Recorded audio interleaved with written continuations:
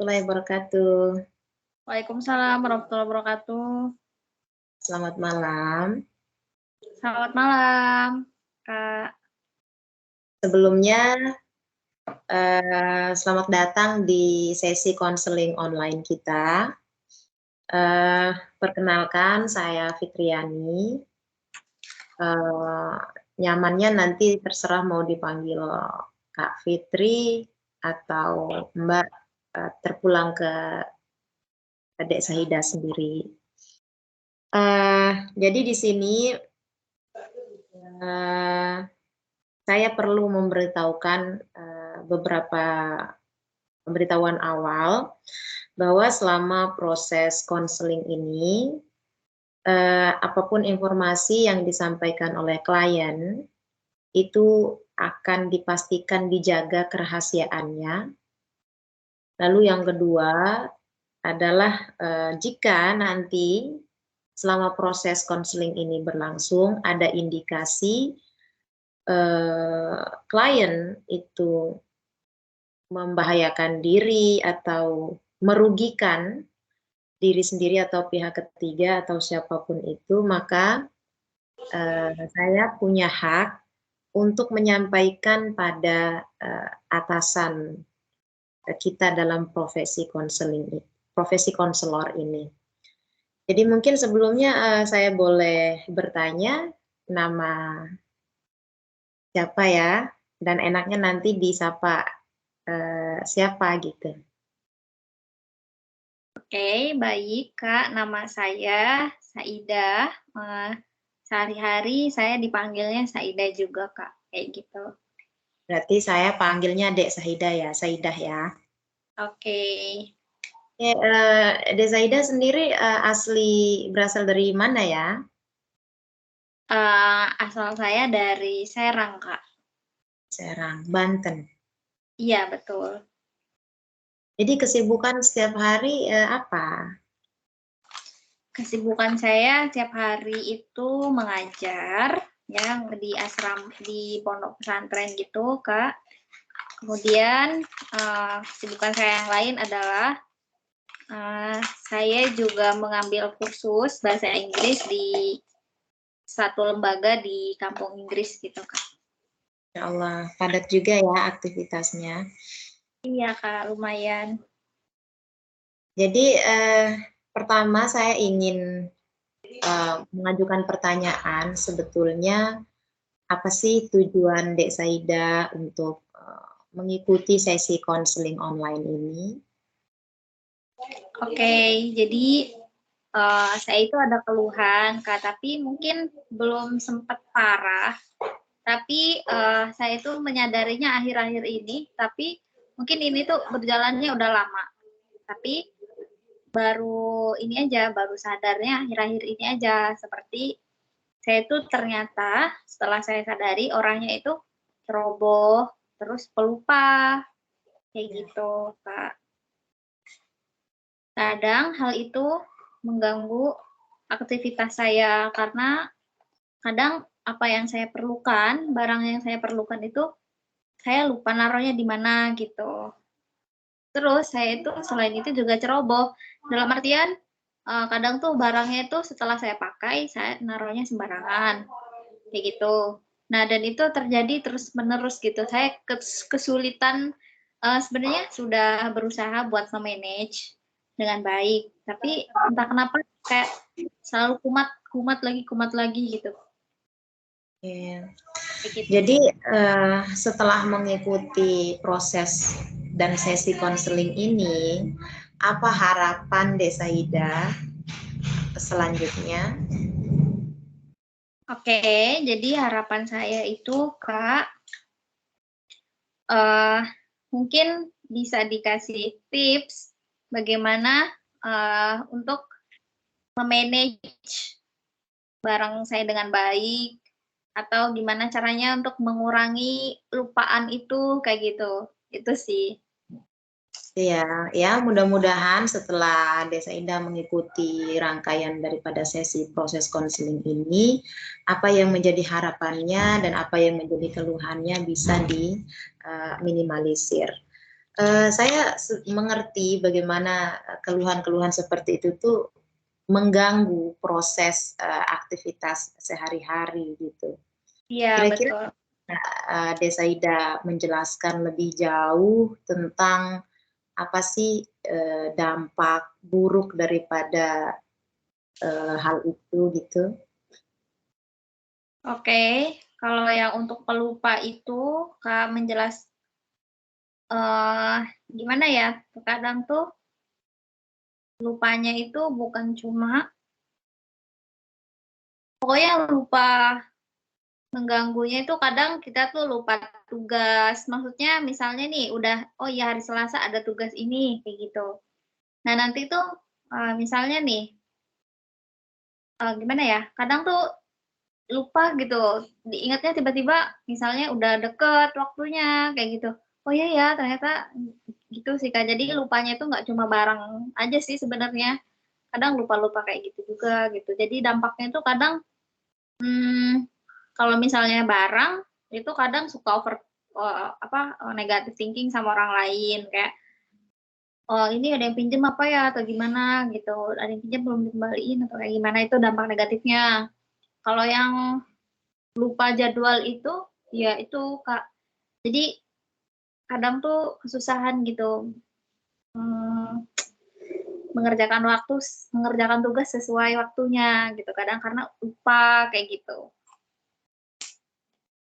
Jadi itu sangat bagus sekali sih, maksudnya ketika Desa Ida sudah mampu memahami masalah yang dialami, berikut dampaknya. Lalu apakah Desa Ida secara kesadarannya sudah punya apa, cara untuk mengatasinya nggak sejauh ini?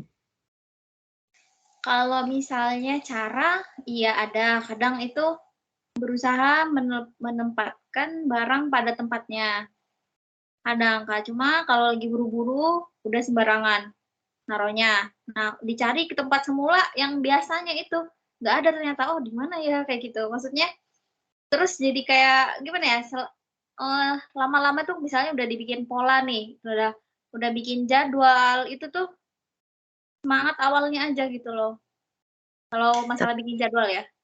ya, Oh, misalnya setidaknya heeh, mhm? tapi setidaknya Desa Ida ada upaya ya untuk Iya, ada meminimalisir upaya, hal-hal yang tapi tadi nggak tahu ya itu. lama-lama tuh kayak kembali ke kebiasaan semula, kayak gitu-gitu.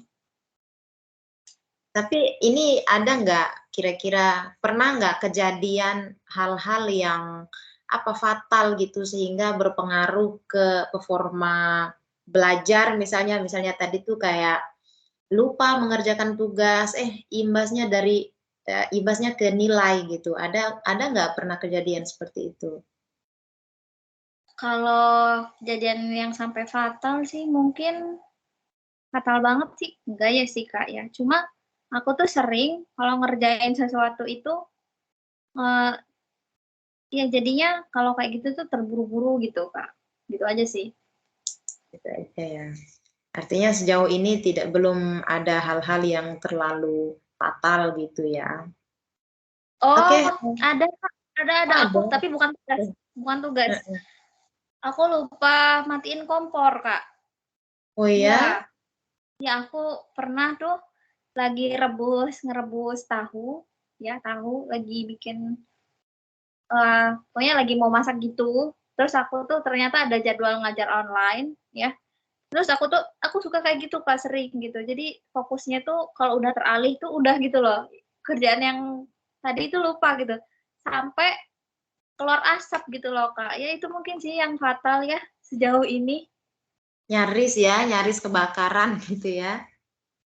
Iya, nyaris kebakaran, bener. Lagi. Jadi, setelah ada insiden seperti itu, tentu itu kan, membuat Desa Ida mungkin akan lebih merasa waspada dan hati-hati lagi ya. Iya, Eee, betul. Pertanyaan nih, apa rencana selanjutnya untuk, pegangan kira-kira untuk menghindari hal-hal seperti ini yang menurut Desa Ida sendiri yang harus dilakukan supaya tidak terulang lagi hal-hal yang nyaris tadi gitu? Mmm, kalau yang itu sih karena udah kejadian ya, jadi aku lebih aware kalau yang udah pernah kejadian itu, Kak.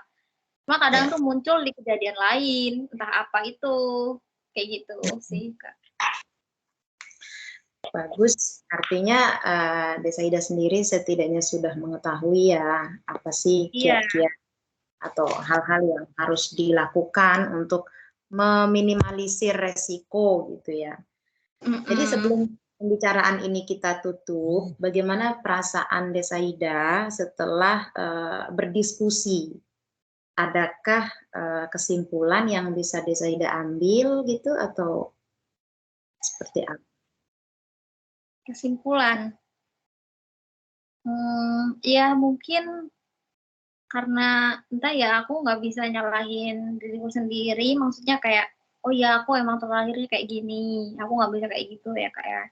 Yang pasti aku aku harus sadar sih, sadar itu yang pasti.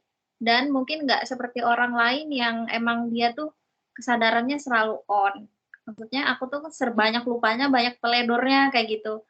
Mungkin kalau orang itu menaruh kesadarannya 60% di kehidupannya, aku harus 95% gitu, mungkin kayak gitu. Tapi itu yang agak susah sih. Ya. Tapi ya insya Allah aku bakal berusaha. Ya nyatet waktu, tugas, kayak gitu. Meskipun seringkali itu juga semangat awalnya aja.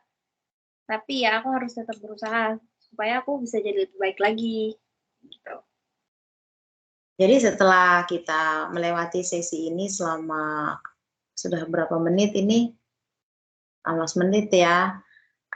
Artinya ini mungkin durasi terpendek dari sesi ini, namun kita bisa mengambil kesimpulan bahwa dalam konteks kasus atau masalah psikis yang dihadapi oleh Desaida ini adalah yang memang pelupa gitu ya, harus to do list gitu. Kita harus bikin daftar jadwal dari aktivitas atau apa yang akan kita lakukan itu harus ada note-nya gitu supaya kita teringat gitu supaya kita tidak lupa. Dan kemudian yang kedua ini lebih deep lagi yang berkaitan dengan kesadaran. Artinya dalam masalah ini mungkin perlu ada aware, perlu adanya kesadaran lagi.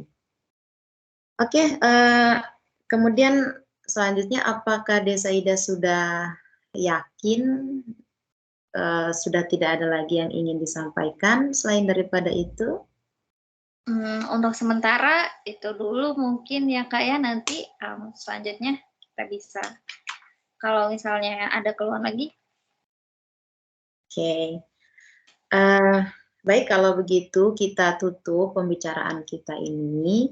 Saya sebagai konselor mengucapkan terima kasih atas kesediaan waktu daripada Desaida. Semoga apa yang menjadi masalah dan tantangan, terutama dalam hal mental kita setiap hari bisa diatasi kemudian. Dan untuk sesi konseling ini hanya baru tahap awal. Jika nanti kita memerlukan sesi berikutnya, kita perlu menjadwalkannya lagi. Mungkin itu saja. Terima kasih.